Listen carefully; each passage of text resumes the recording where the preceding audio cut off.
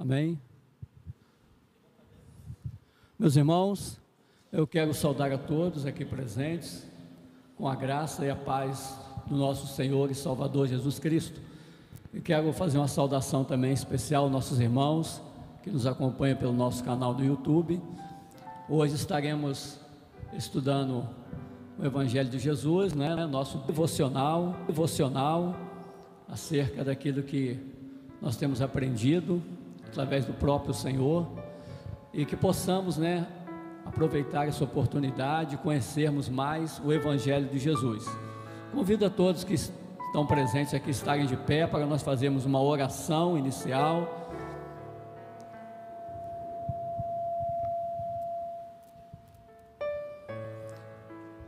Senhor nosso Deus, nosso eterno Pai, mais uma vez estamos aqui na Tua presença, em nome de Jesus, e queremos nesta hora, Senhor, já glorificar o Teu nome, Te bendizer pela oportunidade de mais uma vez estarmos aqui, aprendermos mais do Senhor, aquilo que é a Tua palavra.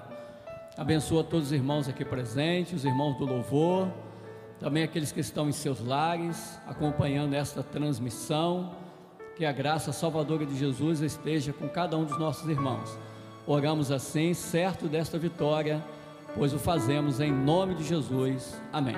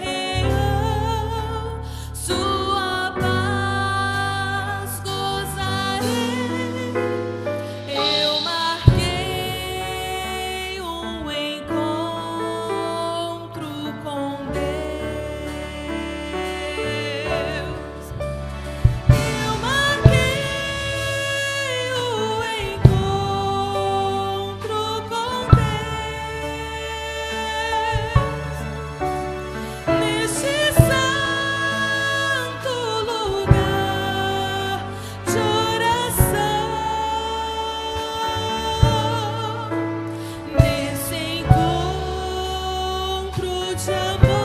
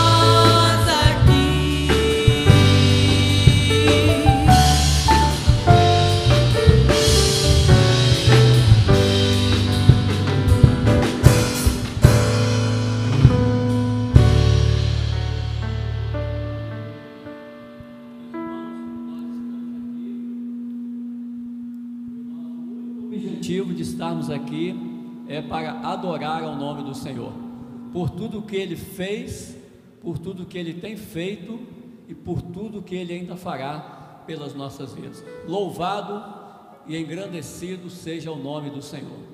Graças a Deus. Amém? Nós já estamos aguardando aqui os pastores, que estarão conosco aqui para o nosso estudo devocional.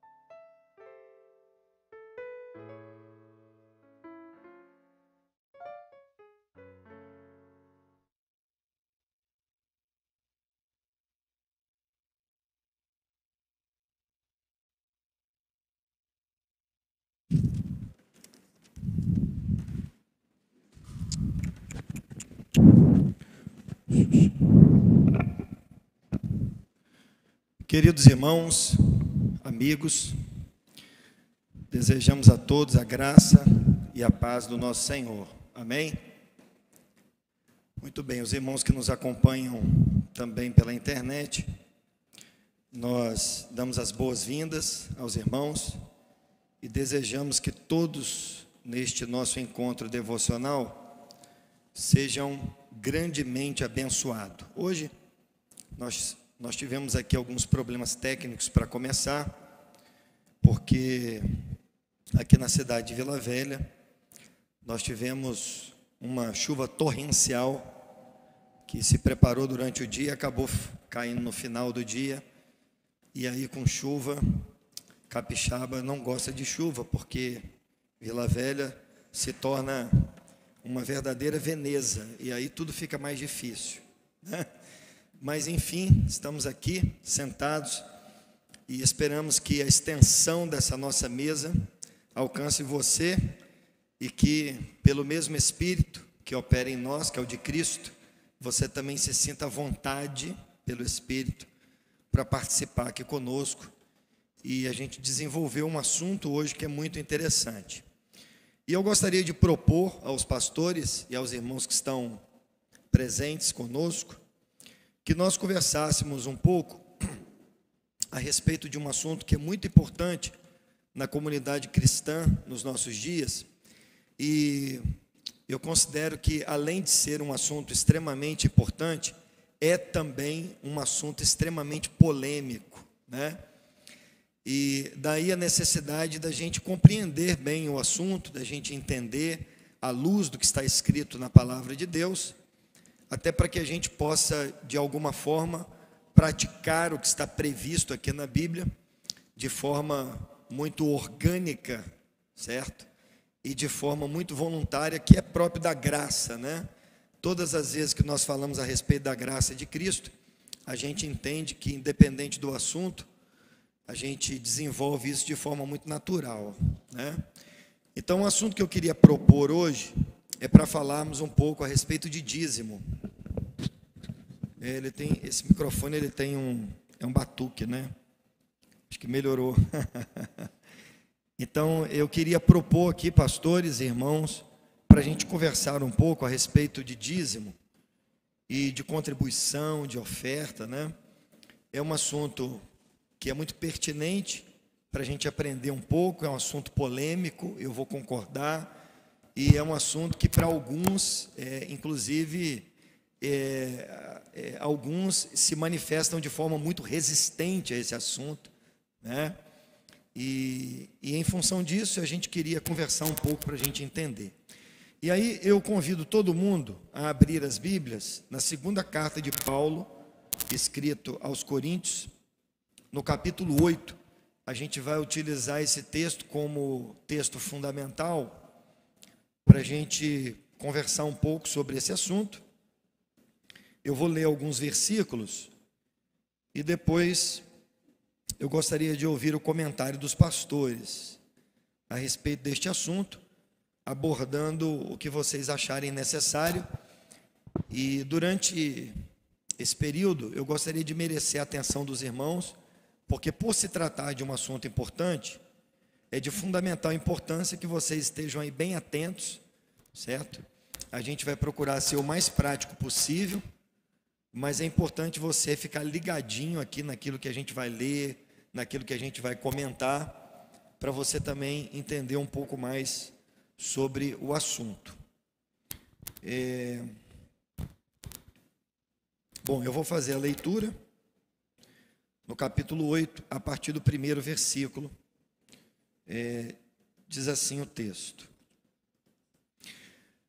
Também, irmãos, vos fazemos conhecer a graça de Deus dada às igrejas da Macedônia. Irmãos, a minha tradução bíblica é a moderna, e aí ela é um pouco diferente de tudo que tem, então me perdoem aqui, eu vou usar a versão atualizada da João Ferreira, que eu acho que é mais próximo da que vocês estão usando aí.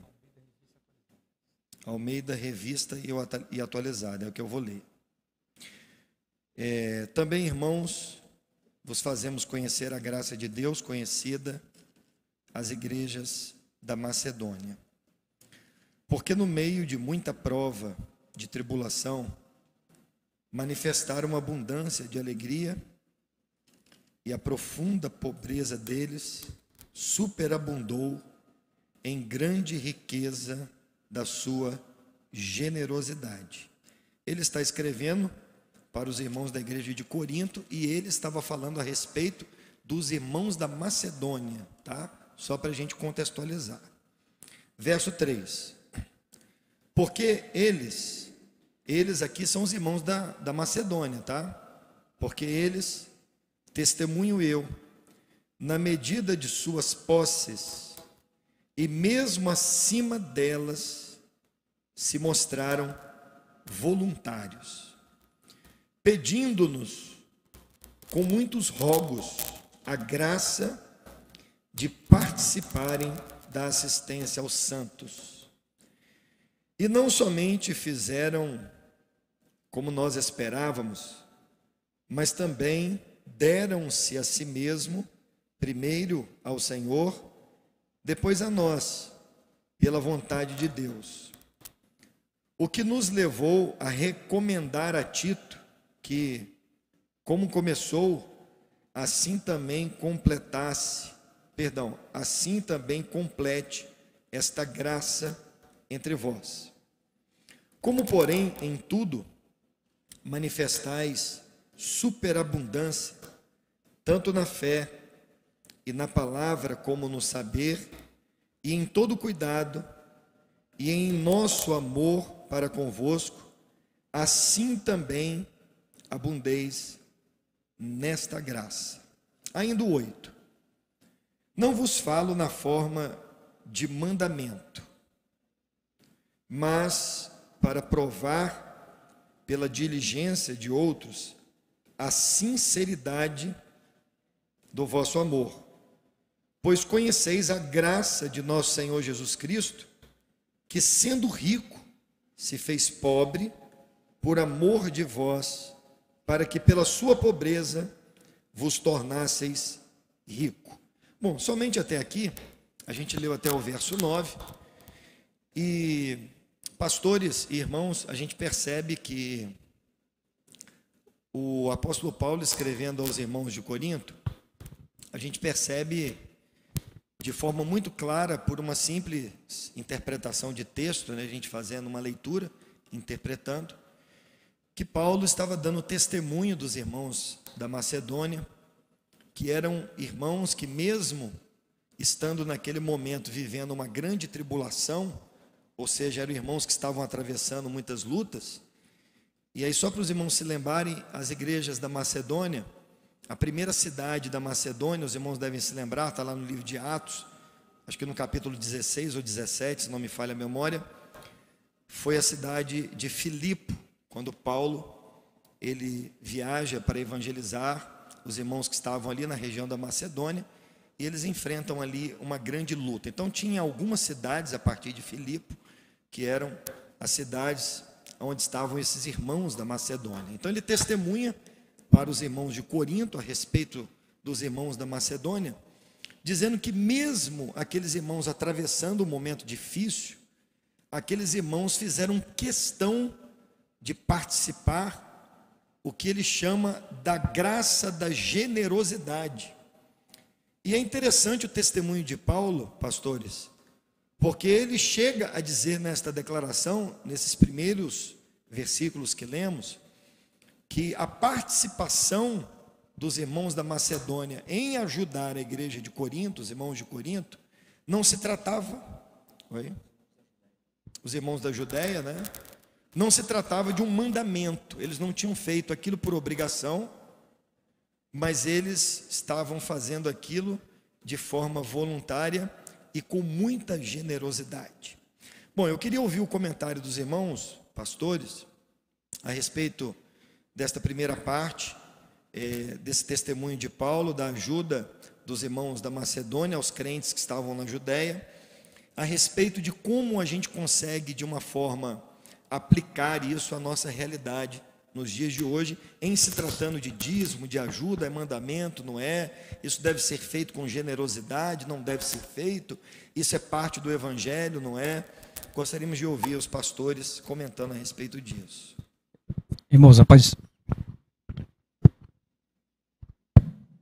do Senhor, irmãos, é um tema recorrente aqui na igreja, no meio evangélico, de uma forma geral, a questão dos dízimos, de ofertas, de contribuições. E vamos fazer uma introdução sobre esse assunto, mas já aproveitando que já foi dito aqui, pastor Maurício, por você, a gente vai observar que no Novo Testamento, a ênfase a ofertas ou a contribuições ou a dízimo, que seja, a ênfase sempre está na generosidade. Ele está sempre na voluntariedade, no amor, na compreensão da graça e nunca como mandamento. Mas nós vamos voltar a esse ponto aqui, que já foi lido, para desdobrar um pouquinho mais sobre isso, porque Paulo dá uma compreensão muito, muito bonita, muito profunda sobre o que é a contribuição para a igreja, como funciona a questão da contribuição, do exercício do amor, da generosidade, aqui nesse capítulo 8 e 9, especialmente da segunda carta aos Coríntios.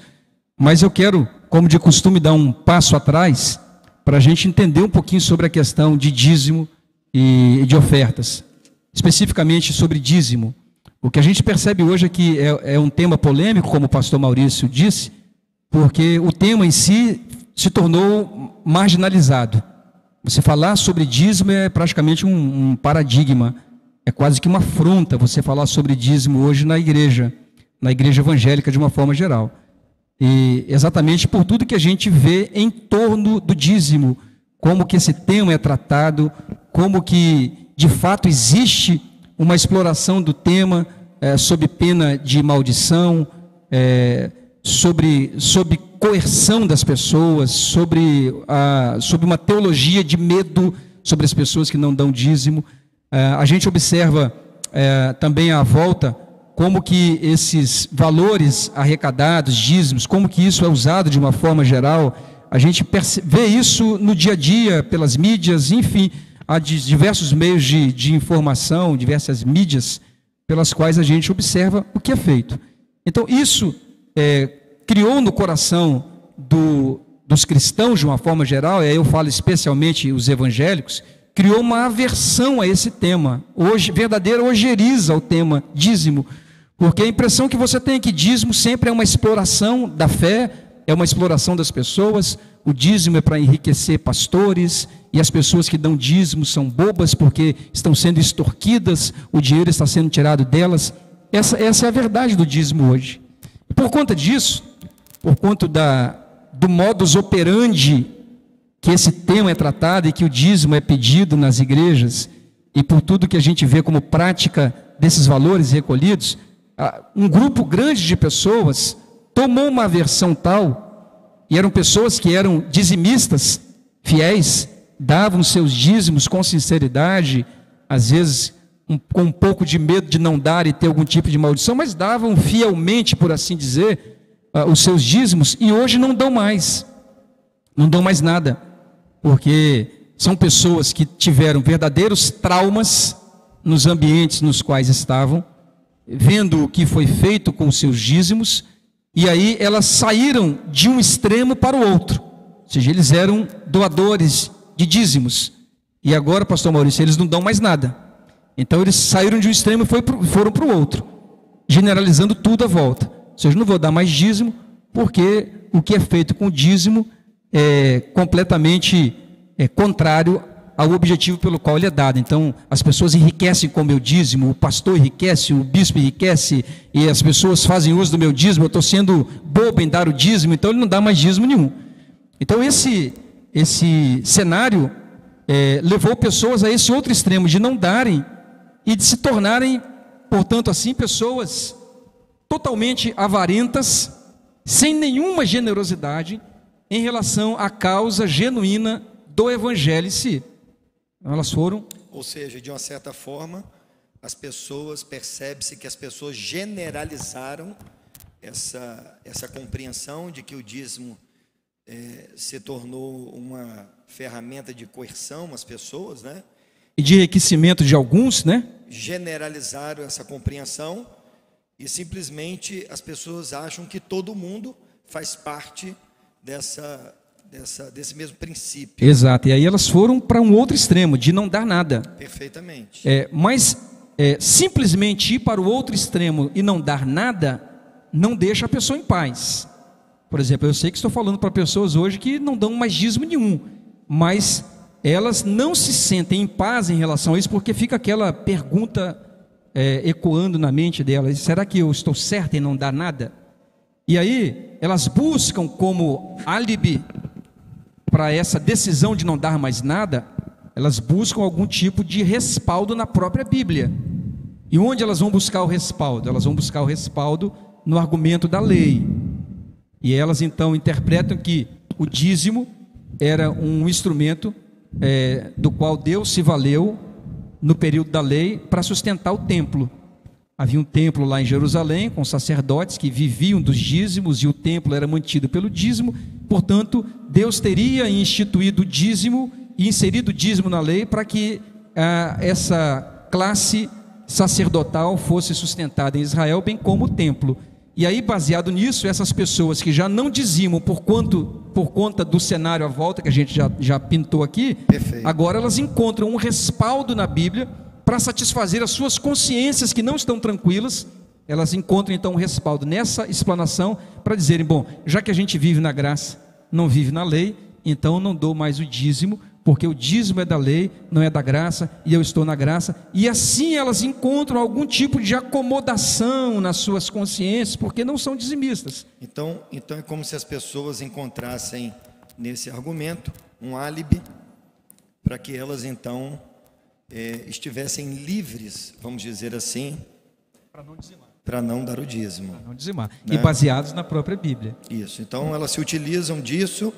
Nós não estamos mais na lei, então eu não tenho nada com isso, eu não preciso participar. Exatamente, ele não precisa mas fazer há um mais... engano nisso, né? Exato. Bom, a gente está pintando aqui, irmãos, um cenário para mostrar o que existe atualmente, onde muitos evangélicos estão nessa compreensão e justificam, portanto, o não serem ofertantes de dízimo, de oferta, chame como você quiser, contribuição, por conta do cenário, e respaldados por essa interpretação de que dízimo é da lei, não é da graça. Portanto, se eu estou na graça, não preciso dar dízimo, porque o dízimo lá no Velho Testamento, quando foi instituído, era para levar uma ovelhinha, ou era para levar o grão, o produto da lavoura, não tinha nada de dinheiro. Então eu vou levar 1 quilo, até ironizam, né? Eu vou levar 1 quilo de arroz lá para a igreja, 1 quilo de feijão e tal, eu vou dar porque era assim que era o dízimo. E elas vão buscando nessa argumentação da lei algum tipo de satisfação, de acomodação das suas consciências, porque do fundo a consciência não está em paz. Então esse é o cenário. Agora é importante dizer aqui então, sem querer refutar, mas já refutando essa argumentação e esse pensamento, primeiro dizer que o dízimo, ele não foi instituído pela lei, Ele foi instituído na lei, mas o dízimo é anterior à lei. Uma vez que Abraão, que viveu 500 anos antes da lei escrita, ele mesmo deu dízimo a Melquisedeque, que era sumo sacerdote de Salém. Ora, e por qual motivo ele deu dízimo a esse sumo sacerdote chamado Melquisedeque? Por um motivo muito simples. Se ele era sumo sacerdote, ele tinha minimamente, isso não está escrito na Bíblia, mas se ele era sumo sacerdote, ele tinha minimamente um culto do qual ele cuidava como sumo sacerdote. Porque o sumo sacerdote, ou o sacerdote, ele só tem sentido em existir se ele fizer a intermediação do povo com Deus. Esse é o objetivo do sacerdote. Ele faz essa ligação do povo com Deus. E se ele era sumo sacerdote, existia um povo, existia um culto estabelecido. Uma demanda, né? Existia uma demanda. Tanto Perfeito. de um povo que dependia dele para as orientações e para essa intermediação com Deus, quanto a demanda do próprio ambiente onde esse culto era estabelecido. Portanto, aqui eu já quero mostrar aos irmãos qual era o objetivo do dízimo. O sentido, né, pastor? O sentido dele era, o sentido e o objetivo era de sustentar esse sumo sacerdote e sustentar esse culto, esse ambiente de culto. Uma vez que você organiza um lugar para que haja culto, como foi o caso do templo de Salomão mais tarde, ou como foi o caso do tabernáculo que foi estabelecido mais tarde, bem depois de Abraão. Então, quando você organiza, você vai ter demandas, você vai ter necessidades materiais. No caso da lei de Moisés, do caso do povo de Israel, Deus estabeleceu lá uma tribo sacerdotal que não ia trabalhar. Eles não trabalhavam, eles eram sustentados pelas outras tribos, a partir dos dízimos, das ofertas que eram levadas. Então, desde que você organiza um ambiente para culto e estabelece um grupo que vai ser dedicado a fazer esse trabalho de culto, ao sacrifício, né, o sacro ofício, que era isso, né, sacro ofício. Então, o culto demandava então pessoas dedicadas. Então, se você não fazia parte daquela classe, você tinha sua vida, sua família, seus afazeres, e tinha um grupo lá, dedicado na manutenção, no culto, nos louvores, e tudo aquilo que era demandado por aquele culto, além dos elementos que eram usados no culto, como azeite, como incenso, coisas que eram usadas ali. Então, isso precisava ser sustentado, e foi por isso que Deus pegou essa figura do dízimo e inseriu na lei de Moisés. Porque lá em Israel foi estabelecido um tabernáculo, que era o lugar de culto, e esse tabernáculo depois se tornou um templo que precisava ser mantido, e a classe sacerdotal que daquilo cuidava precisava também ser mantida, ser sustentada, porque eles não trabalhavam. Então o dízimo era para sustentar o templo e para sustentar o sacerdote. E esse entendimento faz todo sentido, porque considerem, irmãos, que a partir da lei, do estabelecimento da lei, consequentemente, surgiu-se toda a necessidade que vinha em função, primeiro, do tabernáculo, depois do templo. E naquela ocasião, a referência a respeito da manifestação de Deus estava sempre relacionado ou ao tabernáculo e depois ao templo.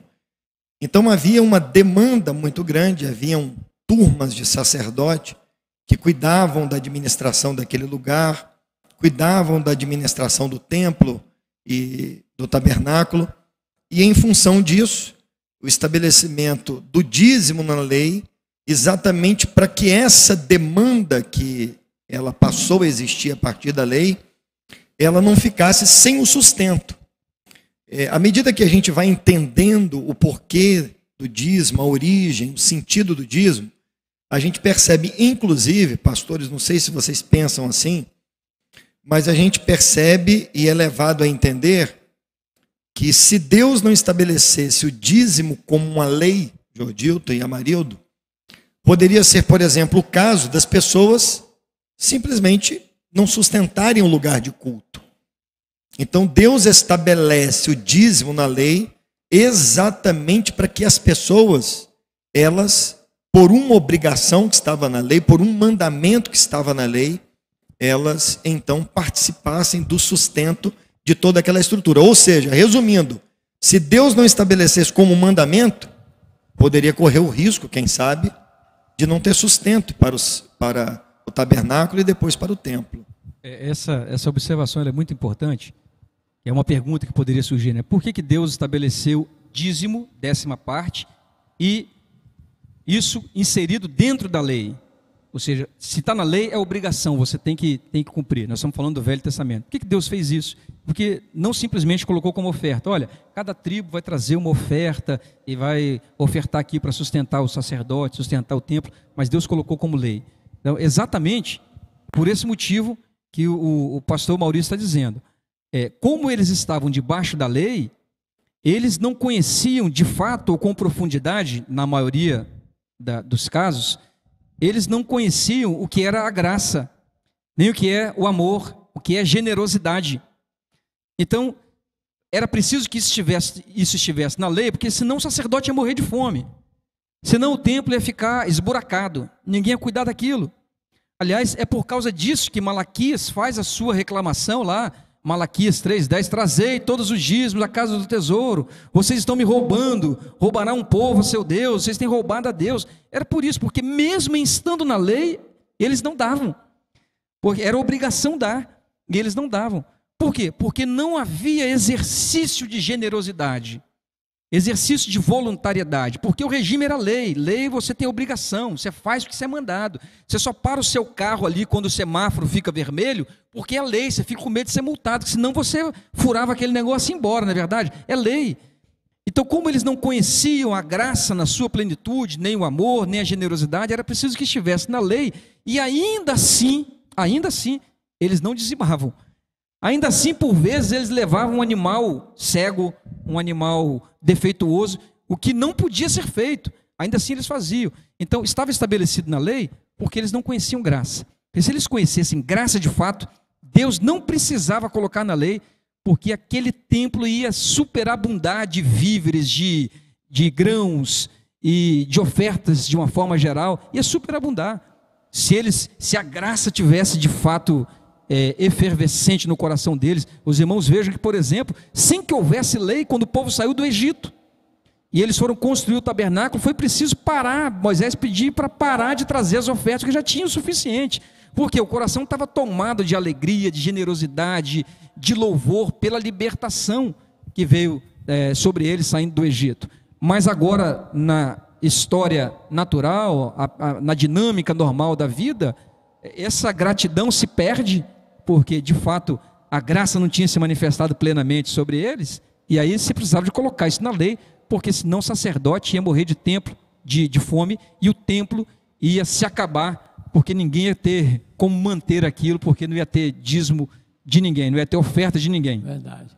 É importante também nós lembrarmos, irmãos, que no início da igreja, podemos colocar assim em Atos dos Apóstolos, além desse sacro ofício, né, que era ofertado ao sumo sacerdote, que era responsável pelo culto, os dízimos também que eram levados diante dele, da casa de Deus, do tesouro, eles serviam também como auxílio aos necessitados, às viúvas, né, aos necessitados, né, de algum bem material, ou aqueles menos abastados, né? Então, todas as ofertas de dízimo que eram levadas não eram simplesmente para sustentar um sumo sacerdote, né? Era também para que fosse compartilhado com a igreja. Nós vemos em Atos 2, eles tinham tudo em comum, né? Nas orações, partir do pão, e observamos isso também em nossos dias, como bem disseram os pastores, há uma certa restrição ou rejeição à palavra dízimo, porque nós temos observado, né, em esse meio mundo religioso, o que tem sido feito com aquilo que são as ofertas e os dízimos, mas não se pode generalizar, né? Aquilo que o pastor Jodilto falou, você sai de um ponto e ir para um outro extremo, entendeu? Uma coisa que a gente começa a ficar preocupado, sabe, irmãos, dada essa explicação, a gente começa a entender aqui o sentido real do dízimo, né? O objetivo central do dízimo. E imaginem que Deus ele estabelece isso como um mandamento, conhecendo o homem, porque Deus conhece o homem, né? E nós também conhecemos agora quem somos. Então, se nós considerarmos que nós homens trazemos todo o mal dentro de nós, né? Jesus declara, se eu não me engano, em Mateus 20, que o que contamina um homem é o que sai de dentro do homem. A gente pode, por exemplo, afirmar com muita tranquilidade que a avareza, ela está dentro do homem, porque isso é um mal que contamina o homem, né? Então Deus estabelece, imaginem que se Deus estabelece como lei, é exatamente porque Deus conhece o homem. O homem, na sua essência e na sua natureza, ele é um ser avarento. Essa é uma verdade. Mas o que me preocupa com essa explicação inicial é porque no caso dos irmãos que viveram antes da manifestação da graça na sua plenitude, não quer dizer que a graça não estava no Velho Testamento. Estava, sempre esteve, mas nós estamos falando de plenitude da graça. Então imaginem, isso me preocupa, Jordilton e Amarildo, nós hoje vivemos a plenitude da graça. A gente não precisa de lei, porque a manifestação absoluta da graça, ela se deu em Cristo Jesus, e nós o aceitamos como Senhor da nossa vida, e esta graça nos alcançou, e tudo que advém da graça, o pacote completo da graça, nós recebemos em Cristo. Mas a pergunta que precisa ser feita é por que alguns crentes simplesmente ignoram esse assunto. E isso é uma preocupação, tá? Eu estou apimentando um pouco aqui a conversa, porque dada essa explicação, né, o sentido do dízimo, começando lá em Abraão e Melquisedeque, depois na lei, o sentido da lei, o sentido da obrigação, o sentido do mandamento, eles não tinham a manifestação da graça na sua plenitude. Bom, mas e agora? Então, nós pintamos esse cenário do Velho Testamento, né? É só uma conjectura aqui de que Deus colocou isso como mandamento, porque conhecendo o coração avarento do homem, se não é lei, ele não dá. Simplesmente isso, é cada um por si. Essa é a tendência natural do homem sem a graça de Deus, sem pelo menos a plenitude da graça na sua vida. E é por isso que alguns hoje não dão oferta, vamos chegar lá. Não ofertam, não dão nenhum tipo de contribuição ou dízimo, se chame você como você queira chamar isso, mas não dão por conta de avareza, por não ter compreendido de fato o que é a graça de Deus. Mas nós vamos chegar lá. Bem, nós estamos no Velho Testamento. Quando a gente vem para o Novo Testamento, então, para falar sobre dízimo no Novo Testamento, a primeira coisa que eu gostaria de convidar os irmãos é de olharmos para Jesus. O que Jesus pensava sobre o dízimo, o que Jesus falou sobre o dízimo. Vamos começar nele. Bom, primeiro, eu devo dizer aos irmãos que Jesus não se posicionou contra os dízimos que eram levados ao templo. Você vai ver Jesus fazendo uma repreensão aos fariseus, dizendo a eles que eles davam dízimo de tudo, das coisas mínimas, do endro, do cominho, de coisas mínimas, eles davam dízimo, mas eles dispensavam ou desprezavam aquilo que era mais importante, que era a misericórdia, o amor, a fé. Eles dispensavam isso da vida prática. E aí Jesus disse assim: vocês deveriam fazer essas coisas, ou seja, dar o dízimo, sem dispensar aquelas. Ou seja, você tem que dar o dízimo, mas mais importante do que o dízimo é você exercitar a justiça, a misericórdia, o amor. E era coisa que os fariseus não faziam. Portanto, eu estou fazendo uso dessa passagem para mostrar que Jesus não fez crítica ao dízimo. Os irmãos vão ver, por exemplo, Jesus, num determinado momento, ele estava no templo. A viúva, né? Exato. Ele estava no templo e ele estava diante do gasofilácio. O gasofilácio é aquela espécie de urna que você coloca moedas, né? E naquela ocasião, em Jesus, já havia moeda corrente, dracma e tal, você já leu isso na Bíblia. Havia uma moeda específica do templo. Então, nos dias de Jesus, já se dizimava com moeda corrente. Um pouco antes, lá na instituição do dízimo ou do tabernáculo, você não tinha ainda uma moeda corrente, a economia era um pouco diferente. Mas agora em Jesus, nós estamos falando de aproximadamente 1.500 anos depois de Moisés, então já existia moeda. Então existia lá o gasofilácio, Jesus estava sentado diante do gasofilácio, observando as pessoas que traziam as suas ofertas e depositavam ali as suas ofertas. E aí a observação que Jesus fez foi sobre aquela viúva pobre que deu 2 moedas e das pessoas que vinham ricas e davam daquilo que sobrava, né, daquilo que sobejava, e Jesus diz, portanto, que aquela viúva deu mais do que aqueles que depositaram muito. O valor em espécie, ou o valor objetivo da viúva era menor. Valor monetário. O valor monetário era menor. Mas para Jesus, o valor do que ela fez foi maior. Porque Jesus não estava olhando para a moeda, ele estava olhando para o coração, para a generosidade, que ela deu tudo o que tinha. Então, você vai começar a observar que em Jesus, primeiro, ele não faz crítica ao dízimo dado ao templo, porque ele sabia que o dízimo era necessário para sustento de toda aquela casa, de todo aquele templo, e sustento dos sacerdotes que ali estavam. Ele sabia disso, não fez crítica, nem nenhuma oposição a isso. A crítica que ele faz nessa passagem é aqueles que trazem as ofertas daquilo que sobeja.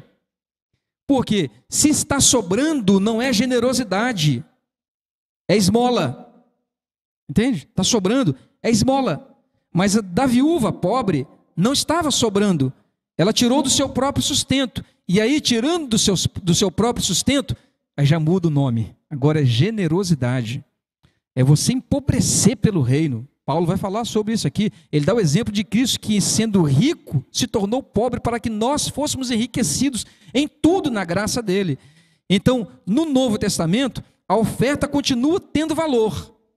A oferta ao templo, nós vamos falar sobre isso, ou o dízimo, continua tendo seu valor em Cristo e no Novo Testamento. Só que o valor que Deus observa, antes de tudo, não é o valor monetário, é o valor da generosidade, do coração que foi movido por voluntariedade, da gratidão, da consciência de graça que moveu aquele gesto, do se dar a sua vida, porque ela deu o seu sustento, ela estava dando a sua vida. Percebam, é isso que está implícito ali naquele gesto daquela viúva. Portanto, é isso que vai ser valorizado agora no Novo Testamento. E aí, isso Paulo vai trazer uma consciência disso mais ampliada ainda, aqui na carta aos Coríntios, mas aí nós vamos ver, portanto, esse sentido da oferta agora no Novo Testamento. Então já entendemos que Cristo não fez crítica, não se opôs ao dízimo, sabia que era para o sustento, mas ele mostra qual é o sentido que deve mover o gesto de doação, de dízimo ou de oferta. O que deve mover é generosidade, o que deve mover é vida, eu estou dando a minha vida, ou seja, é gratidão, que ela deu o sustento dela. E é isso que vai mover, portanto, os gestos de oferta, de contribuições ou de dízimos na vida, na história da igreja agora no Novo Testamento. Bom, é importante, pastor Jordilton e Amarildo, dizer que, dado o assombro que existe nesse universo cristão, evangélico, a respeito deste assunto, é importante dizer aos irmãos, todos que nos ouvem, os que estão presentes, os que estão na internet, que nós não estamos aqui fazendo nenhum tipo de apologia a voto de pobreza, ou a voto de flagelo, ou nós estamos aqui sugerindo de maneira nenhuma, tá, que algum irmão, por exemplo, ele se desfaça do que tem, em homenagem à igreja, em homenagem à sua denominação, de maneira nenhuma. Tá? Nós estamos apenas querendo compreender o que de fato é o assunto, à luz do que está escrito na palavra de Deus, mas acima de tudo, tendo Jesus como a referência para a gente compreender esse assunto. Então esperamos, né, pastores, que ninguém se sinta constrangido, a gente não está dando indireta de nada, não é nenhum tipo de defesa à pobreza, a flagelo, a roupa rasgada, nada disso, absolutamente nada disso. A gente quer apenas falar do que de fato é. Exato, e de certa forma, quando a gente traz essa clareza aos irmãos aqui, como eu costumo dizer, é, entre aspas, um contra-marketing a nós mesmos. Porque nós poderíamos fazer uso, se essa fosse a intenção, do mesmo formato que todo mundo faz a volta, ou que a maioria faz a volta. De que se você não der, que Deus não vai repreender o devorador, que o devorador vai entrar na sua casa, e que você vai perder tudo, e que tem maldição, ou que se você der 100, Deus vai te dar 1000, e baseado em textos do Velho Testamento, ou isolados, para estimular as pessoas a contribuírem e tomar até o vale transporte da pessoa, se for o caso. Não é essa a nossa intenção. Estamos, nesse sentido, fazendo um contra-marketing ao enriquecimento da igreja, né? porque não é esse o objetivo. Nós queremos trazer, de fato, lucidez aos irmãos, consciência daquilo que é como é. Estamos mostrando a origem, como que é em Cristo e como que isso agora vai ser na vida da igreja. Então você vai observar, por exemplo, pastor Maurício, que no começo da igreja, você vai ver em Atos, por exemplo, não há nenhuma menção a dízimo, porque os discípulos ou os apóstolos, sendo judeus, eles sabiam que o dízimo era lá para o templo. Eles não estavam mais no templo. Então não tinha do que se falar em dízimo para eles. Agora, à medida em que houve a primeira organização da igreja, não necessariamente com templo, mas com pessoas, aí houve necessidade. Porque logo no começo da igreja, quando se converteram lá 3.000 pessoas, o número chegou a quase 5.000 pessoas, eram pessoas que tinham vindo de vários lugares do mundo daquela época, tinha gente de Roma, tinha gente da África, tinha gente de vários lugares. Essa turma foi lá para o Pentecostes, o Espírito Santo foi derramado, eles ouviram a mensagem de Pedro, eles se converteram e não quiseram ir embora para casa. E agora, simplesmente, você tem dentro de Jerusalém uma multidão que creu no Evangelho, de quase 5.000 pessoas, que vão ficar em Jerusalém vivendo onde? Comendo o quê? Bebendo o quê? Vestindo o quê? Não havia estrutura nenhuma. Né? A cidade não tinha hotel, McDonald's, não tinha... E ainda que tivesse, quem ia pagar? Quem ia bancar isso, né? Então você percebe que ficou um grupo grande ali de pessoas que agora, então, demanda uma necessidade. Juntou gente, gera necessidade, que era o caso lá. E aí, espontaneamente, os cristãos, ou os evangélicos, né, eu não posso chamar de evangélico, mas os discípulos que estavam em Jerusalém e que tinham bens, eles espontaneamente, aí os irmãos vão perceber que eles são movidos por generosidade, eles pegam o que têm e vendem para trazer o dinheiro e entregar aos apóstolos, para que esse dinheiro, esses valores fossem distribuídos conforme a necessidade daquelas pessoas que ali estavam. Mas isso foi uma atitude voluntária. De onde surgiu isso? Não foi preciso lei, porque agora, quando existe graça, automaticamente nasce no coração do crente a voluntariedade, ele percebe as necessidades, ele consegue, pela graça que está nele, pelo amor que está nele, ele consegue perceber as necessidades, ele consegue ter empatia. Então, os crentes que lá estavam tinham casa, tinham lugar para dormir, mas os que vieram de fora não tinham. Então, diz o texto que eles começaram a vender as suas propriedades e traziam 10% para entregar para os apóstolos? Não.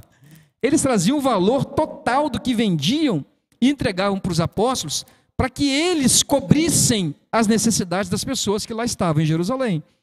Então não foi 10%. E aí se cumpre a palavra de Jesus, lá em Mateus 5, que diz assim: se a vossa justiça não exceder a dos fariseus, de maneira nenhuma podereis entrar no reino de Deus. Portanto, ser justo para o fariseu era cumprir a lei. E Jesus diz para os cristãos: a justiça de vocês tem que exceder, ou seja, tem que ir além da lei. Portanto, se na lei você tem que ofertar 10% para a causa, em Jesus, se você der 10%, você ainda está na lei. Se você der menos, nem na lei está. Agora, se você está no evangelho de fato, na graça, você dá mais do que 10%, porque eu estou só fazendo um paralelo, porque a sua justiça no evangelho compreendido excede a justiça da lei. Portanto, não há do que se falar de 10% que eu tenho que dar, pastor, 5% que eu tenho que dar, pastor. Não, o que Deus estabeleceu para que ele pudesse matar a avareza no coração do povo de Deus foi 10% para tentar matar a avareza, matar Mamon, que é esse Deus dinheiro que leva a avareza, a raiz de todos os males, né? Então, 10% para tentar matar isso, na lei. Agora, você que está na graça, quanto que você oferta para uma causa? Quanto que você vai trazer de contribuição? Se você trouxer 10%, está na lei. O paralelo é simples. Se você trouxer 5%, não está nem na lei. A justiça tem que exceder. Agora vejam, o pastor Maurício vai falar mais adiante aqui, que cada um oferta conforme o que propôs no seu coração, conforme o que tem, Paulo vai dizer. Mas na contrapartida também vai dizer que você não dá se você for rico simplesmente, mas você dá mesmo sendo pobre, que era o caso da igreja da Macedônia. Então são esses paralelos que a gente vai fazendo, e a graça que está em você vai te levando à compreensão disso tudo. Eu não estou aqui estabelecendo que você tem que dar mais de 10% para dizer que você está na graça. Eu estou fazendo só um paralelo com o que Jesus disse, que a sua justiça tem que exceder dos fariseus, e a justiça dos fariseus era a lei, e a lei no caso de dízimo, de oferta, era 10%, então tem que exceder a isso. E aí você vê, no primeiro exemplo de contribuição de oferta na igreja, eles simplesmente deram 100%. Eles foram lá e venderam a propriedade e trouxeram tudo. O caso de Ananias e Safira, que estão dentro desse contexto, e que morreram, eles não morreram porque eles ficaram com uma parte, porque Ananias e Safira venderam também uma propriedade, retiveram uma parte e trouxeram a outra. E eles morreram. Mas eles não morreram porque retiveram uma parte e não deram os 100%. Eles morreram porque eles mentiram, trouxeram uma parte e disseram para Pedro: olha, está aqui, vendemos essa propriedade, portanto, está aqui o valor integral. E isso era uma mentira. Por isso Pedro vai dizer assim: se vocês tivessem a propriedade, não era de vocês, vendido não era vosso. Agora, por que vocês estão tentando o Espírito Santo, mentindo ao Espírito Santo? Por quê? Eles venderam, por exemplo, venderam por 200 mil reais, seguraram 100 mil, trouxeram 100 mil, disseram que vendemos por 100 mil, está aqui tudo que nós recebemos com a venda, está aqui. Isso era uma mentira. Então foi por isso que houve um juízo sobre eles lá, foi por causa da mentira e não pelo valor menor que trouxeram, porque o valor é sempre em função da espontaneidade, da generosidade, da gratidão e da compreensão dessa graça que está sobre você. Então, só fazendo, alinhavando aqui, pastor Maurício, é para mostrar que agora na igreja você não tem o dízimo instituído como lei. E nem os discípulos vão falar sobre isso. Isso surge voluntariamente no coração da igreja a partir do momento em que há uma mínima organização de pessoas, ajuntamento, tem necessidades. E aí você vai perceber, portanto, que na história da igreja vai funcionar assim. Se você organizar pessoas num ambiente e em torno de uma mensagem, você vai criar demandas, você vai criar necessidades, você vai criar passivos. Você vai ter que ter cadeiras, você vai ter que ter um lugar para reunir, você vai ter que ter energia, você vai pagar imposto, você vai pagar água, você vai pagar luz, você vai comprar instrumento. Você tem que enviar missionário, né? Se você está crendo na mensagem que você está ouvindo, se você acha que essa é a mensagem de fato, está alinhado com isso, você pensa assim: outras pessoas precisavam ouvir isso. Você ouviu isso ontem, de algumas pessoas. Vocês têm, o pastor Maurício me contou ali agora há pouco, que pessoas que não são dessa igreja, são de outra igreja, dizendo para ele: pastor, o que vocês estão pregando é verdade, vocês têm que pregar isso para todo mundo, para o mundo inteiro, vocês têm que falar rasgado para todo mundo ouvir. Aí eu pergunto: como que nós vamos fazer isso? Nós temos aqui, você está vendo esse culto e essa mensagem, o que nós temos aqui filmando é um celular, nós não temos uma câmera, percebe?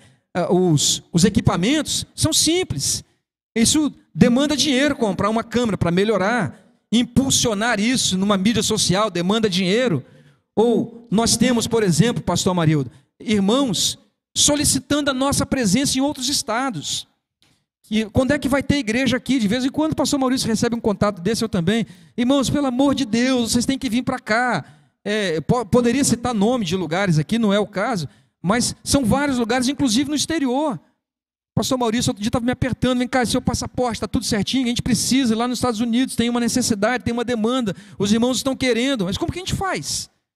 Eu não tenho dinheiro para pagar uma passagem para os Estados Unidos. Como é que vamos fazer o seguinte? Vamos mandar o pastor Amarildo lá para os Estados Unidos, para ele pregar essa mensagem lá, ensinar os irmãos aquilo que nós estamos aprendendo aqui. Ora, ele vai viver de quê lá? A minha mãe falava assim: ninguém vive comendo fleupa, porque ela não sabia falar farpa, né? Farpa para ela era fleupa. Ela vai comer fleupa. Então, tem que comer, ele tem que viver, ele tem que sustentar os filhos dele. Se nós mandarmos para lá, nós vamos ter que sustentar Amarildo lá. É uma missão. Paulo, quando quis pregar na Espanha, ele escreve a carta aos Romanos, porque ele queria passar por Roma, ver os irmãos em Roma, e queria que os irmãos de Roma o enviassem para a Espanha. E ele disse assim: eu preciso que vocês me mandem para lá, vocês têm que me sustentar, me ajudar, porque como é que ele ia se sustentar? O que ele ia comer? E passagem que ia pagar? E o lugar onde ele ia ficar? Então ele precisava disso. Gera necessidade você mandar alguém para o sul do país, como é o caso, para São Paulo, para Minas Gerais. São lugares que estão demandando essa mensagem. Então tudo isso vai precisar, obviamente, de Mamon, que é esse Deus dinheiro, que às vezes toma o lugar do Deus que te salvou na sua vida. Você passa a ser servo de Mamon. Ou seja, a avareza se submeter a Mamon. É simples assim. Então agora, quando a graça é compreendida, aí você consegue matar tudo isso. Então, veja, eu derivei aqui um pouquinho, reconheço, no assunto, mas só para mostrar, pastor Maurício, que se você organizou você gera passivos, gera necessidades, e essas necessidades demandam, obviamente, a contribuição dos irmãos para manter tudo isso. Eu quero provocar raciocínio, e é sempre muito importante a gente viver o Evangelho de forma consciente. Não? Então você provoca o raciocínio, porque senão não tem valor, né? Senão a coisa não vai fluir, a coisa não vai virar vida, não vai ser prática na existência, né?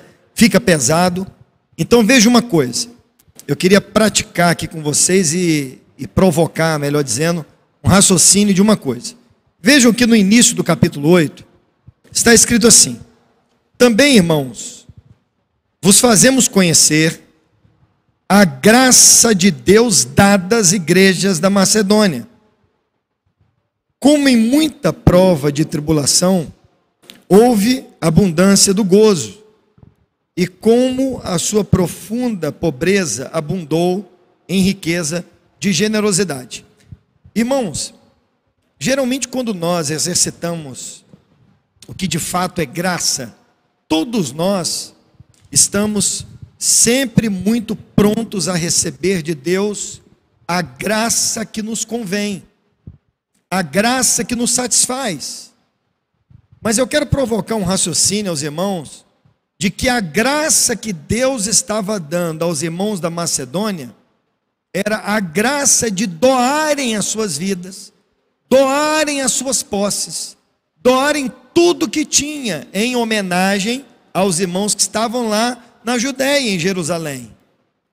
Então, geralmente essa graça, pastores, é uma graça que ninguém quer. Quando nós pensamos em graça, eu e você, geralmente, a primeira coisa que vem é nós raciocinarmos a respeito de alguma coisa que me convém, que seja boa, que seja agradável. Graça é receber. Graça é receber. A gente pensa em graça Pronto. é receber. Favor é merecido. Pronto, só que esta graça Carro agora... novo, casa nova, Pronto. saúde, e por aí vai. E agora, o que Deus estava propondo aos irmãos da Macedônia, é que eles participassem daquela graça, que agora era a graça de ajudar aqueles irmãos, de se esvaziarem em favor dos irmãos. Então eles eram participantes daquela graça, naquela perspectiva. E aí a minha opinião, irmãos, é que esta graça nem sempre é muito bem vista por todo mundo. Nem todo mundo está disposto a participar desta graça, ou está com o coração voluntário a esta graça. E vejam que os irmãos da Macedônia, eles estavam vivendo um momento difícil, era um momento de luta, de tribulação, era um momento de perseguição, de perdas, mas mesmo assim, mesmo sendo um momento muito difícil, aqueles irmãos, eles estavam ali voluntários, generosos, e não apenas a eles foi dado esta graça, mas vejam, irmãos, que no verso 4, olhem aí, por favor, a declaração de Paulo. Eles me pediram, com muitos rogos, que aceitássemos a graça e a contribuição deste serviço que se fazia para os santos. Então, pastores, aqueles irmãos da Macedônia, mesmo no meio de todo aquele cenário tão difícil, eles foram lá insistir aos apóstolos, que queriam participar, que queriam fazer parte, rogaram, eles queriam estar inseridos naquele cenário, queriam fazer parte daquela demanda, queriam ajudar os irmãos, e eles não tiveram como negar aquilo, porque eles estavam tão insistentes, eles estavam tão convictos de que queriam participar daquilo, de que queriam fazer parte daquilo, que os apóstolos não tiveram como negar aquele pedido. É importante ressaltar que Paulo está dando um testemunho para a igreja de Corinto. Ele está falando sobre os macedônios, a igreja de Corinto. Porque havia uma necessidade nas igrejas da Judéia, os irmãos lá estavam passando por necessidades, e Paulo resolveu fazer uma coleta junto às igrejas para enviar para os irmãos da Judéia. E ele já tinha falado sobre essa coleta aos coríntios, lá na igreja de Corinto. E os irmãos de Corinto, portanto, estavam se preparando, recolhendo já essas ofertas para enviarem para a Judéia. Nesse ínterim, Paulo estava na Macedônia e falou sobre essas ofertas que estavam sendo levantadas. Ao que parece, não pedindo ofertas às igrejas da Macedônia por conta das tribulações que eles estavam passando e por conta da pobreza na qual eles estavam. No entanto, quando os irmãos da Macedônia ouviram que a igreja de Corinto estava preparando ofertas para mandar para a Judéia, aí eles fizeram isso que o pastor Maurício leu aqui. Eles rogaram a Paulo, suplicaram a Paulo que permitisse que eles participassem da graça desse serviço, da graça dessa oferta. Ou seja, eles compreendiam que mandar ofertas para aquela igreja, ajudar os irmãos, contribuir materialmente para a necessidade daquelas igrejas da Judéia, para eles isso era visto como graça, não como lei, não como ordenança. Percebe? Não tinha ameaça, não tinha coerção, não tinha apelo à maldição se vocês não ajudarem. Não, Paulo provavelmente nem pediu, mas eles, quando ouviram, disseram: não, nós queremos participar disso também, deixa a gente participar dessa graça, e enxergar, portanto, que doar, contribuir, ofertar ou dizimar, enxergar isso como graça, é um privilégio apenas para aqueles que de fato entenderam e foram alcançados pela graça, porque se assim não for, não vai compreender isso. E aí observe, os irmãos, que o texto diz que eles estavam em profunda pobreza. Está aí no versículo 2, eles estavam em profunda pobreza, e no versículo 3 diz que eles deram além do que podiam, além de suas posses, além de seu poder, para mostrar, portanto, que contribuição não depende de poder aquisitivo. Não é só quando você está numa posição financeira boa que você contribui. É o que está sendo demonstrado por eles. Eles já estavam em pobreza. Você imagina um pobre tirando para dar, fica mais pobre ainda. E é por isso que Paulo vai dizer que o exemplo deles era Cristo, que em sendo rico, sendo Deus, em tudo empobreceu, ou seja, se despojou de toda a sua glória, se tornou pobre, a ponto de não ter nem onde nascer, vai nascer numa manjedoura, tinha nem onde nascer, não tinha onde reclinar sua cabeça, não tinha dinheiro para pagar um imposto, que foi preciso Pedro ir lá pescar esse dinheiro na boca de um peixe, tirar da boca de um peixe. Então Jesus empobreceu para que nós fôssemos enriquecidos. Portanto, para eles, a graça da salvação se sobrepunha a tudo, inclusive a valores materiais, a ponto de não deixarem serem submetidos ou serem dominados pelo dinheiro. Mas o pouco que tinha, mesmo sendo necessário a eles, eles ofertaram para a igreja, para as igrejas que estavam na Judéia. Paulo está dando esse testemunho, portanto, pastor Maurício, aos irmãos da igreja de Corinto.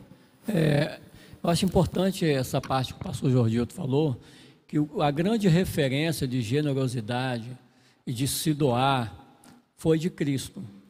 Então ele traz a lembrança, no versículo 9, né, no versículo 8, ele fala sobre isso. Ele usa a figura de Cristo, que sendo rico, né, ele se fez pobre para que nós enriquecêssemos. Então o grande exemplo de generosidade está na figura central de Cristo. Tudo está centralizado, direcionado na figura de Jesus. Então ele é o exemplo máximo, ele é a referência dessa graça, ele é a própria graça, né? A graça de Deus estava sobre ele. Então essa demanda que houve com irmãos que vieram para ouvir a mensagem do Evangelho da Graça, que gerou, né, essa demanda até mesmo de coisas para se manterem, a generosidade que entrou no coração dos irmãos, a graça que veio sobre eles, que Paulo testemunha acerca disso, ela estava apontada e firmada na pessoa de Cristo. Então é algo, assim como posso dizer, maravilhoso, né, extraordinário, que é uma coisa que parte do íntimo, né, de cada um dos irmãos, um sentimento de generosidade, de querer, eu rogo, eu preciso participar, porque não era uma troca, era um sentimento de alegria querer participar. E aí observa, pastor Maurício, que no versículo 5, Paulo diz que eles, os macedônios, primeiramente se deram ao Senhor. Então veja que essa premissa aqui, ela é fundamental para nós. Você só pode ser generoso, só pode contribuir se primeiro você já se deu para o Senhor. A maior dádiva, a maior contribuição que você faz é dar sua vida, sua alma para o Senhor. Primeiramente, ele se dera ao Senhor. Não é possível alguém contribuir para o Evangelho, para a expansão do Evangelho, para uma causa relacionada ao reino de Deus, se primeiro ele não se der para o Senhor.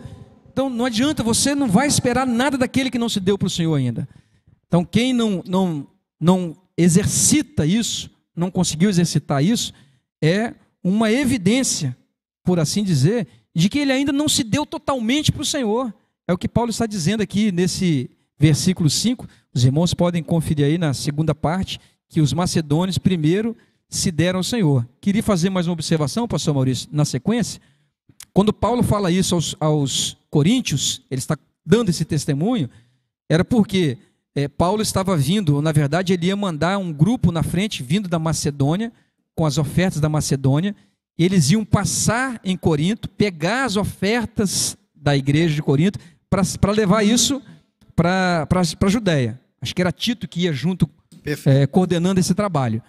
Então Paulo está dizendo aos coríntios isso, porque como ia vir um grupo da Macedônia junto com Tito para poder passar em Corinto e receber as ofertas, Paulo está dizendo assim, estou mandando essa carta para vocês antes, para que não estimulando a turma, né? Não, para dizer assim, para não aconteça de que não me deixa passar vergonha. Exatamente, é o que ele fala. E ele diz assim, não me deixa passar vergonha, em outras palavras, ele diz assim, na verdade vocês vão passar vergonha, porque a igreja de Corinto era uma igreja rica.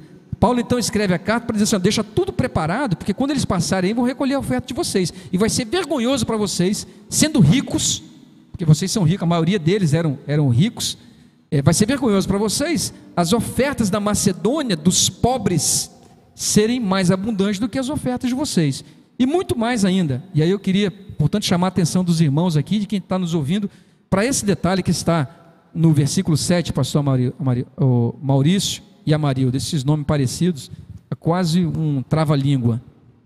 No versículo 7, Paulo fala assim, olha, observe isso, atentamente, hein?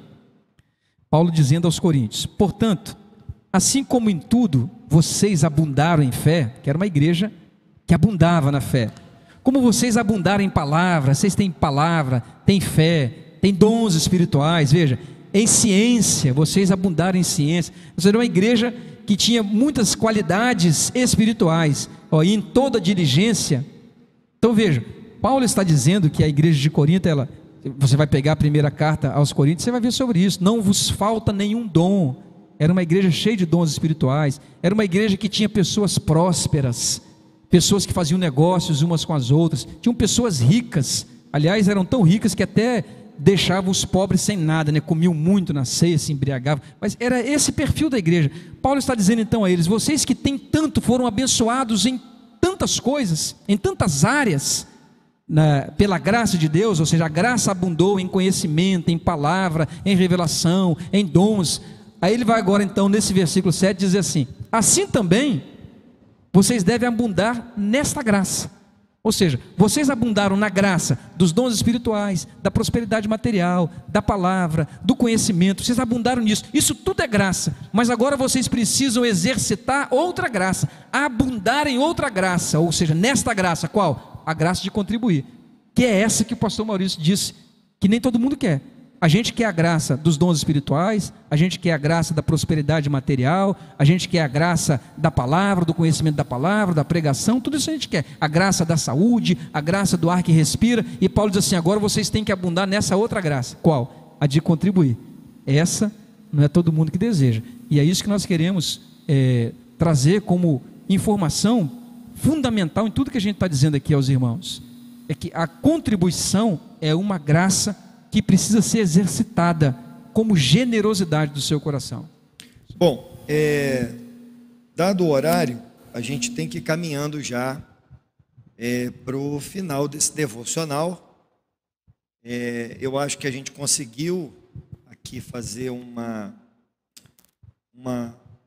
provocar uma visão geral do assunto, né? Pelo menos uma ideia central do que a gente conseguiu desenvolver nesse devocional. Uma coisa que está muito relacionada ao que eu disse no início, né? Que a nossa intenção aqui não é de maneira nenhuma fazer nenhum tipo de defesa ou apologia a que se viva na pobreza, a que se viva de forma desequilibrada. Eu gostaria de ler com vocês o que Paulo está sugerindo como prática daquilo que deveria ser feito pelos irmãos de Corinto. Ele estava dando um testemunho e logo eles então iriam retirar as ofertas lá dos irmãos para levar os que estavam na Judéia, em Jerusalém. Então ele vai orientar a respeito do que de fato eles deveriam fazer, e isso aí vale como referência para a gente, até para que se esvazie da mente de qualquer um que possa de alguma forma estar interpretando de forma errada esse devocional. Então ele vai dizer no verso 11, agora, porém, completai também o já começado, para que assim como houve a prontidão de vontade, haja também o cumprimento, segundo o que tendes. Então, eles estavam dispostos a ajudar, eles já haviam demonstrado isso, né? Então ele escreve dizendo, já que vocês demonstraram a prontidão, que haja o cumprimento, que isso venha a se concluir de fato, que não fique só numa promessa, né? Então vocês devem cumprir o que vocês demonstraram. Verso 12, porque se há prontidão de vontade, será aceito segundo o que qualquer um tem, e não segundo o que não tem. Então, a participação efetiva daqueles irmãos, Paulo, depois de tudo que ensinou e testemunhou, aquilo deveria estar relacionado com o que cada um tinha, e não com o que o cara não tinha, né? Então, aquilo devia ser feito de forma voluntária, de forma a se exercitar de boa vontade, o que ele chamou de prontidão, de maneira que a aplicação deste devocional, deste ensino, isso deve ser exercitado dentro da nossa realidade. A gente não quer de maneira nenhuma que ninguém, nem estamos sugerindo isso, que ninguém venha, por exemplo, comprometer a sua família, comprometer a sua realidade. Não, porque agora eu tenho que ajudar a igreja, eu tenho que participar dessa graça, eu tenho que fazer como foi dito. De maneira nenhuma estamos sugerindo isso aqui, de maneira nenhuma. Pastor Maurício, é importante que os irmãos compreendam esse assunto como bênção, porque a essência do Evangelho é generosidade. O espírito do Evangelho é doação. Jesus se doou, Paulo está dizendo isso. Esse é o espírito do Evangelho, por isso Paulo vai dizer lá em Atos, ele fala assim, lembrando as palavras do Senhor que disse, mais bem-aventurada coisa é dar do que receber. Você não encontra isso em evangelho nenhum, os 4 evangelhos. É uma citação que Paulo faz, que não está escrita em evangelho nenhum. Provavelmente isso foi compartilhado apenas verbalmente, que Jesus disse isso. Mais bem-aventurada coisa é dar do que receber. Porque o evangelho, a sua essência, está na doação ao seu próximo, na doação à causa do evangelho. Então, esse é o espírito do evangelho. Quando você exercita isso como generosidade, há bênção sobre isso. Mas a gente não quer falar sobre essas bênçãos como que induzindo ou sugestionando você a partir de agora doar, porque você vai ter uma promessa de bênção. Não é isso. A promessa de bênção é simplesmente uma consequência, porque a doação ou a generosidade, abundar em generosidade e em contribuição, deve ser feita independentemente de qualquer tipo de recompensa, mas ela existe da parte de Deus. Deve acontecer dentro de você, ou a partir de você, de forma orgânica, como foi dito aqui, natural, a generosidade, para contribuir para a pregação do Evangelho, para contribuir para a expansão da mensagem que você está ouvindo, para a manutenção daquilo que você tem à sua disposição. Se te faz bem, se você crê, é simplesmente isso. E, portanto, eu gostaria de, pastor Maurício, ler aqui um texto, que é uma continuidade desse assunto que Paulo está falando no capítulo 8, mas ele acaba concluindo no capítulo 9, e eu gostaria de fazer apenas a leitura aqui, sequencial, pastor Maurício, para dar um sentido aos irmãos a respeito disso, e aí se você quiser a partir disso encerrar, esteja à vontade, tá bom? É em 2 Coríntios, no capítulo 9, a partir do versículo 6, é uma continuidade do assunto. É Paulo dizendo. Ele diz assim: e digo isso, o que semeia pouco, pouco também ceifará. E o que semeia em abundância também ceifará.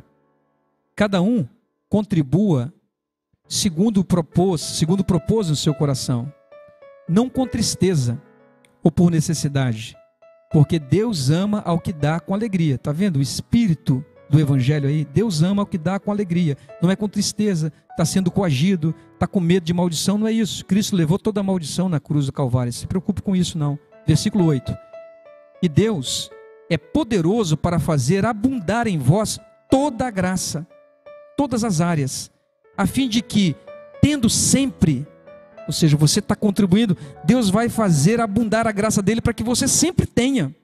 Ou seja, o que Paulo está dizendo é que aquele que dá sempre vai ter, porque a graça vai abundar sobre ele. Tendo sempre, em tudo, toda a suficiência, abundez em toda boa obra. Ou seja, quando você dá, Deus ama que dá com alegria, e Ele é poderoso para a partir daí fazer você abundar, a fim de que você sempre tenha tudo, toda a suficiência para você, para que você entenda, continue fazendo a boa obra, continue contribuindo. Ou seja, na economia de Deus, na matemática de Deus, na contabilidade de Deus, é quanto mais você dá, mais Deus te dá para que você continue dando. É isso que Paulo está dizendo aqui. Versículo 9: conforme está escrito, espalhou, deu aos pobres, a sua justiça permanece para sempre. Percebe de novo a generosidade? Versículo 10: ora, aquele que dá a semente ao que semeia e pão para comer, também multiplicará a vossa sementeira e aumentará os frutos da vossa justiça, para que em tudo enriqueçais para toda a beneficência, a qual faz que por nós se deem graças a Deus. O que Paulo está dizendo é que quando você dá, aquele que recebe suscita louvor e graças a Deus porque recebeu. Ou seja, ele louva a Deus a partir da sua contribuição. A sua contribuição faz alguém louvar a Deus. Alguém é abençoado por ela. Versículo 12. Porque a administração desse serviço, ou seja, dessa coleta, não só supre as necessidades dos santos, ou seja, isso que vocês estão dando, não somente vai suprir a necessidade das igrejas da Judéia, mas também abunda em muitas graças que se dão a Deus. Ou seja, eles recebem lá, resolvem o problema material e também acabam abundando em gratidão, em louvor, em glorificação a Deus, que os abençoou a partir da vossa contribuição. Versículo 13: visto como na prova dessa administração glorificam a Deus pela submissão que confessais quanto ao evangelho de Cristo, pela liberdade ou pela liberalidade de vossos dons para com eles e para com todos. Versículo 14: e pela sua oração por vós, ou seja, além de tudo, eles que recebem glorificam a Deus e oram por vós, e pela sua oração por vós, tendo de vós saudades, por causa da excelente graça que em vós há. É só finalizando, graças a Deus, pois pelo seu dom inefável. O dom inefável é esse dom da graça. Pastor Maurício, pode fazer suas considerações se quiser, senão a gente continua falando. Não, eu acho já tem uma turma aí atrás pronta para cantar já. Eu acho que a gente pode cantar um hino e eu considero que foi muito positivo o que a gente pôde abordar aqui hoje e construir esse entendimento. Certamente nós teremos outros episódios aqui desse assunto, um assunto tão importante, né? E tão necessário para a vida da igreja, dos crentes, dos servos de Deus. E nós esperamos que na nossa vida prática a gente veja os resultados desse devocional. Tudo bem? Vamos cantar?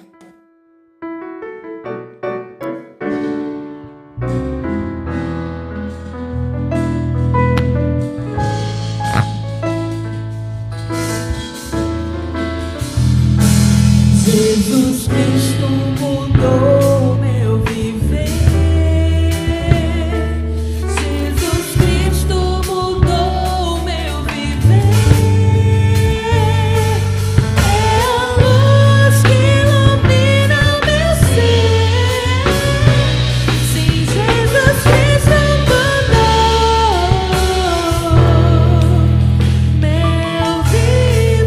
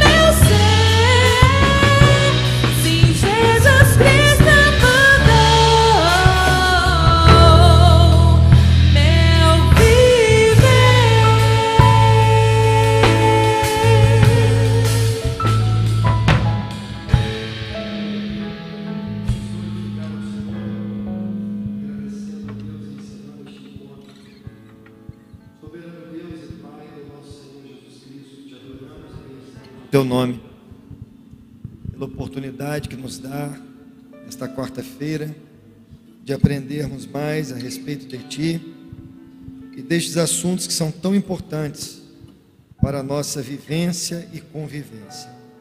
Continua assim conosco, nos preparando todos os dias para o crescimento do teu reino. E que assim, Senhor, a tua vontade prevaleça sempre. Nos ajuda, nos abençoa. Te louvamos, ó Deus, por cada família, todos estes que estão ligados pelo YouTube. Que sejam grandemente abençoados, todos eles. E que assim nada nos falte. E que possamos ver na prática os resultados deste ensino na nossa vida. Oramos em nome de Jesus. E ainda dizemos que a graça maravilhosa do nosso Senhor Salvador, Jesus Cristo, o amor de Deus, o Pai, e as consolações do Espírito Santo permaneçam convosco agora e sempre. Amém. Os irmãos podem sentar. Meus irmãos, estamos encerrando esse encontro, esse devocional, e também encerrando a transmissão. Esperamos que o assunto tenha ficado muito claro e cristalino na mente dos irmãos, o que também não impede de ter alguma pergunta, algum questionamento. Isso é muito comum, né? Nós estamos programando um encontro, congresso bíblico, nos próximos dias ou semanas, né? Esse mês de dezembro é um mês muito corrido, por conta dessas festas, dessas datas, né? Mas provavelmente no início do ano que vem, a gente já vai ter esse congresso, esse encontro bíblico, para a gente tratar com vocês, todos que quiserem, a respeito de alguns assuntos.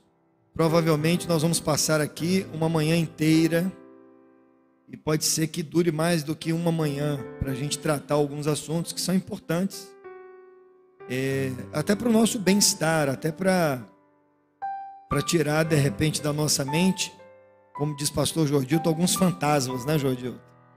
Interessante que eu estava... vocês podem depois desligar a transmissão, tá? Eu estava conversando com alguns irmãos que são de outra igreja. E eles estavam dizendo que assistem tudo, todos os cultos, devocional, assistem